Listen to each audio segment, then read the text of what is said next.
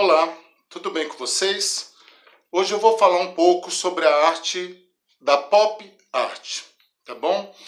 A pop art, esse movimento artístico, ele surge na década de 50 na Inglaterra, tá? Mas toma força na década de 60, principalmente em Nova York, lá nos Estados Unidos. O nome pop art é contraditório, por quê? Arte popular. Mas a pop art não é uma arte feita pelo povo, mas uma arte feita para o povo. E aí nós vamos entender qual é a relação da arte com o consumismo, ok? Esse movimento artístico ele foi criado por um crítico, né, de arte chamado Lawrence Albaugh. E durante encontros desse artista com um grupo chamado Grupo Independente. E o auge foi justamente na década de 60 em Nova York. A pop art, ela também é conhecida como arte de prateleira ou arte de estrada. Por que arte de prateleira? Porque os temas das obras da pop art são extraídos de produtos industrialmente fabricados dispostos em prateleiras de supermercados. Então, a inspiração do artista da pop art é justamente sobre os produtos que estão organizados numa prateleira ou expostos, né, em um supermercado. Por isso, arte de prateleira. É também conhecido como arte de estrada. Por quê? Na década de 50, década de 60, a família americana tinha por hábito viajar de carro, né? Então, horas numa estrada apreciando a paisagem. E o que acontece? Um dos mecanismos de publicidade das empresas era colocar na beira das estradas, né, grandes painéis fazendo divulgação dos seus produtos, os outdoors. Então, a pop art, ela também é conhecida como arte de estrada por esse fenômeno, né? Então, retomando, pop art é contraditório porque não é uma arte feita pelo povo, mas uma arte feita para o povo. Também é conhecido como arte de prateleira, por quê? Porque os temas da pop art são extraídos, né, dos produtos industrialmente fabricados, dispostos em prateleiras de supermercados. É conhecido como arte de estrada pelo fato de que esses produtos eles são divulgados, né, em grandes painéis à beira dessas estradas, ok?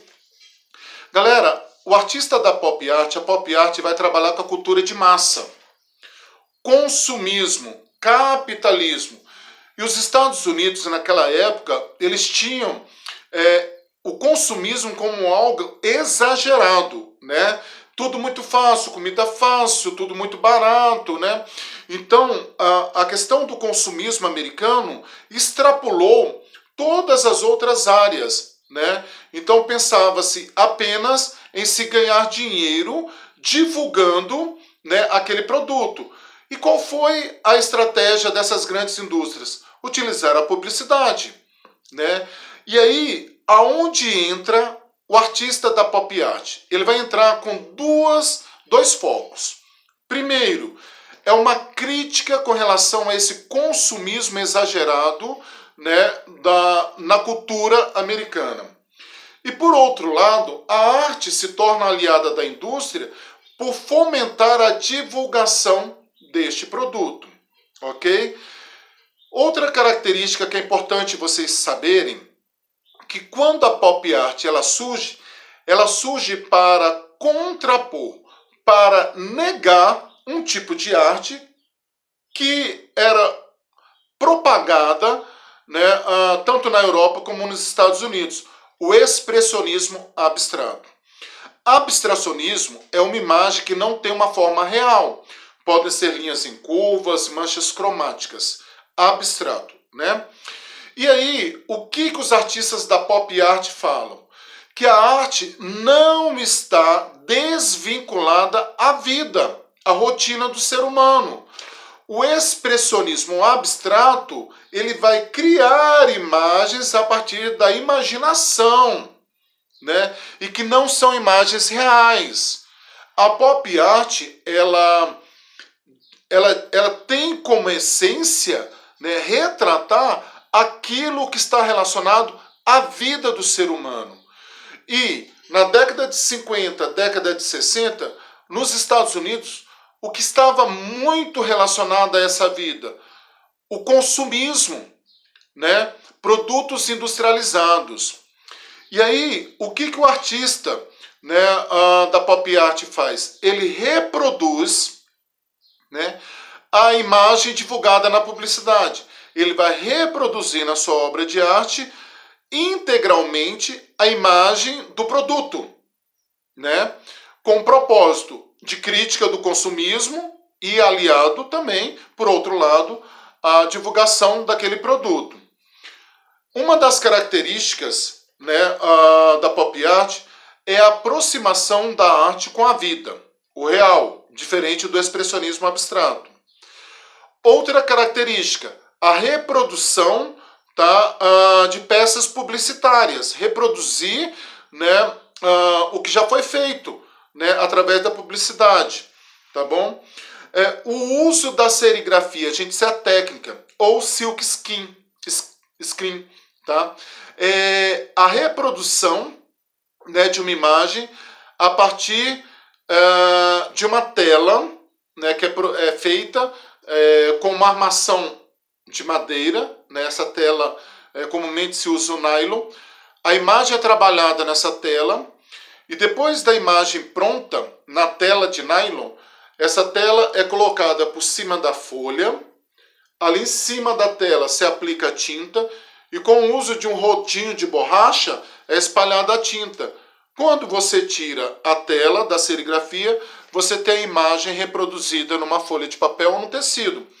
Qual era a vantagem da serigrafia, que também é vantagem hoje? Que o artista ele pode reproduzir quantas imagens ele quiser de um único suporte, de um único material, que é a tela de silk screen, tá bom?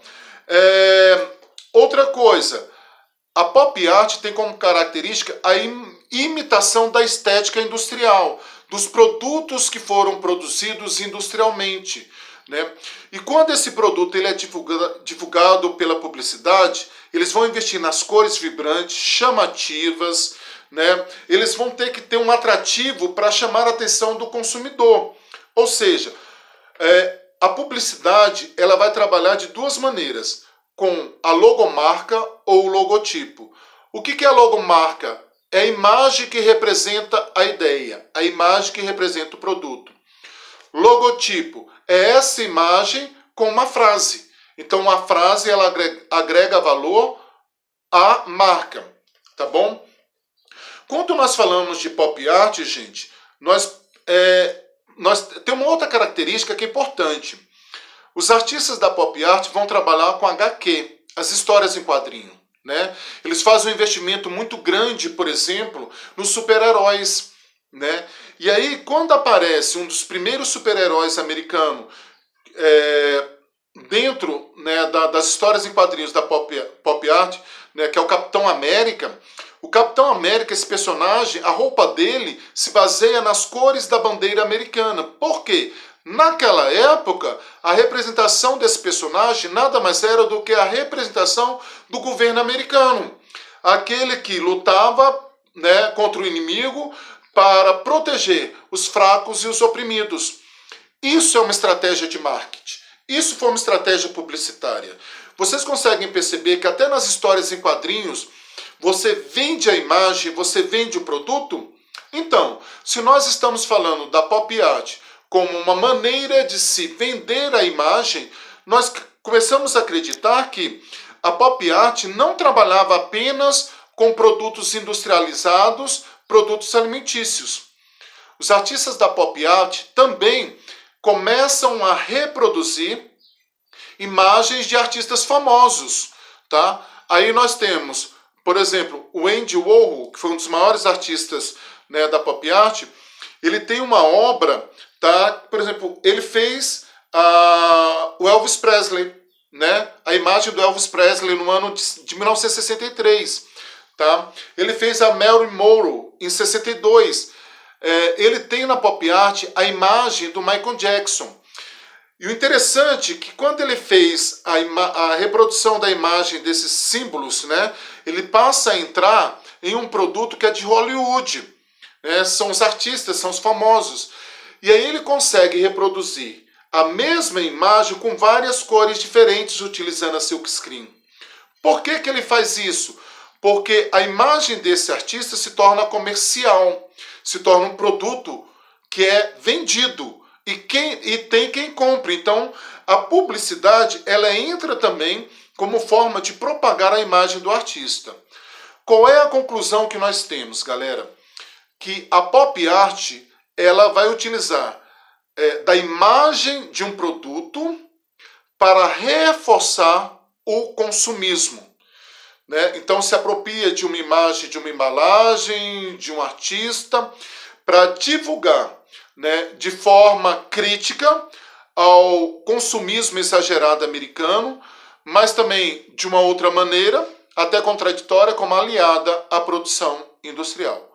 Tá? Lembrando que o termo pop art é contraditório, porque não é uma arte feita pelo povo, mas uma arte para o povo. Tá bom?